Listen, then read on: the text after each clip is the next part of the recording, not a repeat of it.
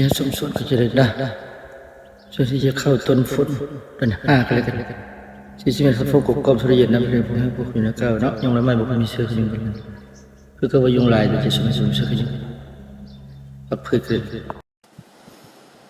อันนี้ก็จะเป็นการแต่งเพลงโน้ตขดขีดนะคนนั้นโครงเพลงสัมผัสนอกสัมผัสในคำพูดของเขียวบาดในบทเนาะคนนั้นการแต่งเพลงที่เป็นธรรมศาสตร์นะเราก็ได้แต่งไปตามอากุเกณฑ์ที่มีเนาะว่าจะเป็นมีบางโมแต่อะไรที่เป็นพืชผักพืชอะไรก็เป็นคนส่วนเนื้อในนะกลมรวมไปแล้วเนาะก็จะเป็นโฟกตัวจะไล่โฟกก่อนคนนั้นหลังจากนั้นเขาก็จะเป็นแทร็กเพลงเป็นสตูดิโอกันนะเป็นเนาะเป็นโฟกตัวนี้ก็พวกส่งกับเจ้าเสกแจกคนนั้นมีผลงานเพลงมาฟังมาตอนกับส่วงเด้ออะไรอื่นๆนะโอ้จะเป็นการส่งเปลี่ยนไฟหรือคอนเนคชั่นที่ปัจจัยวิญญาณของตัวนี้เนาะ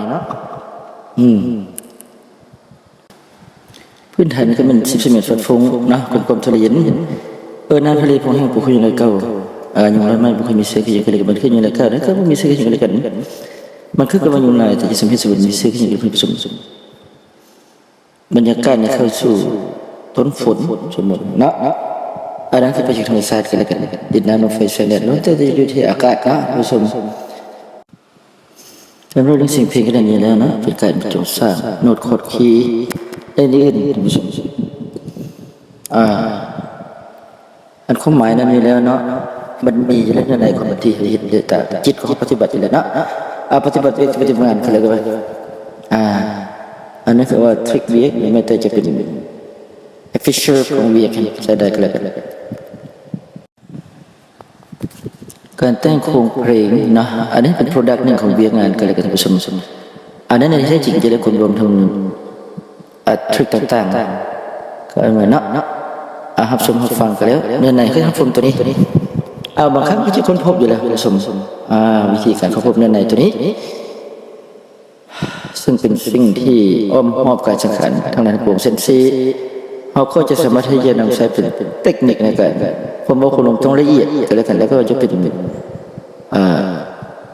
คำห้อยของสัมผัสนอกสมบัติในบทต่างๆการสร้างบรรยากาศนั้นอยู่แล้วท่านผู้ชมเป็นเพลงเป็นต่างๆในกระดานนี้แล้วเทคนิคของมันคุณลงตรงละเอียดทุกบรรยากาศการที่มีในคำพูดตัวนี้เป็นสีสันสิ่งเพลงนะเป็นคนบรรณาธรรมศาสตร์ทรีไซด์ต้นไม้ the tree the year the go สมัยรับชมรับฟังกันแล้วพบกันเป็นโซ่ต่อไปเด้อขอขอบใจ